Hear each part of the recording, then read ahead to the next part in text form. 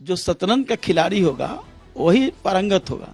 मैं शतरंज का शौकीन भी नहीं हूँ, इसलिए धोखा खाया। फुलवारी का जो विकास होना चाहिए हमारे बाद वो रुकावट आ गई और उसके तो कदम भी आगे नहीं बढ़ पाया। इसका मुझे गिला था। तो बड़े बड़े नेता हैं वहाँ, वो तय करेंगे। ऐसा बात थोड़े कि वो शरणम गच्छामी हो जाएंगे, वो तय करेंगे। वो चाहेंगे कि और आगे बढ़े। राजनीति में ईमानदारी से निभाता हूँ। कल तक मैं राष्ट्रीय जनता दल का सदस्य था, तो मैं किसी दूसरे दल के बारे में सोचना भी मेरे लिए बहुत पाप था। आज मैं इस्तीफा दिया हूँ, अब मेरे सामने विकल्प खुले हुए हैं। समाजवादी नेता और बिहार सरकार के पूर्व काबीना मंत्री श्याम रजक ने राष्ट्रीय जनता दल से इस्तीफा दे दिया है और सबसे बड़ी बात यह कि जो पत्र उन्होंने लिखा उसमें काफी क्रिप्टिक मैसेज लिखे हैं उन्होंने। उस पूरे मामले पर बात करने के लिए हमारे साथ खुद मौजूद है श्याम रजक। आपका स्वागत है आज तक। धन्यवाद। क्या लिखना चाहते थे? आपने काफी कम शब्दों में बड़ी बातें लिखी हैं। मेरी आदत है कम शब्द में ही बातें रखना। मैं चंद्रशेखर जी का अनुयायी हूँ। चंद्रशेखर जी भी कम शब्द में ही अपनी बात कहते थे, इसलिए मेरी आदत बन गई है कम शब्द में ज्यादा से ज्यादा लोगों को समझा पाऊं।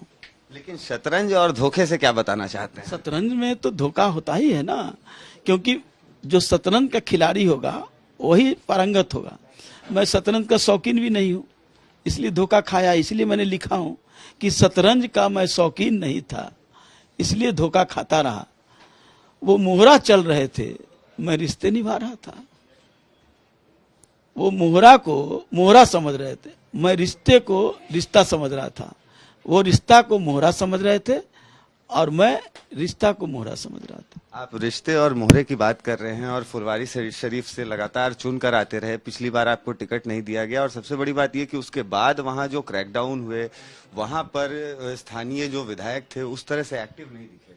इस पर क्या कहेंगे? तो फुलवारी की जनता, उसके बारे में पूछ लीजिए। जनता सबसे ज्यादा, जनता से बड़ा मालिक कोई नहीं होता है, जनता ही तय करेगी।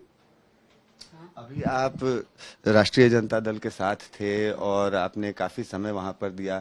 क्या कुछ ऐसे मुद्दे रहे जिसकी वजह से आपको अपनी राहें अलग करनी पड़ी? देखिए, फुलवारी का जो विकास होना चाहिए हमारे बाद वो रुकावट आ गई और उसके तो कदम भी आगे नहीं बढ़ पाया। इसका मुझे गिला था, जनता को भी गिला रहा, क्योंकि प्रतिनिधि जरूरी नहीं होता कि सब काम करें, लेकिन प्रतिनिधि उसके सीने के साथ लग करके उसके दुख और दुख में साथ दे। मैं वहां की जनता के किचन तक रहता था, इसका उनको तो मलाल है ही, मुझको भी मलाल है। राष्ट्रीय जनता दल का जब गठन हुआ था उस समय एक राम और श्याम की जोड़ी का काफी चर्चा था। न राम बचे न श्याम। अब क्या होगा राजद का? अब राजद के तो बड़े बड़े नेता हैं वहाँ, वो तय करेंगे। ऐसा बात थोड़े कि वो शरणम गच्छामी हो जाएंगे, वो तय करेंगे। वो चाहेंगे कि और आगे बढ़े। आप फुलवारी शरीफ के विकास की बात कर रहे हैं, उसके लिए विजन की बात कर रहे हैं, तो उस विजन का कारक कौन सी पार्टी बनेगी? अब अगला कहा मैं राजनीति में ईमानदारी से निभाता हूँ। कल तक मैं राष्ट्रीय जनता दल का सदस्य था, तो मैं किसी दूसरे दल के बारे में सोचना भी मेरे लिए बहुत पाप था। आज मैं इस्तीफा दिया हूँ, अब मेरे सामने विकल्प खुले हुए हैं।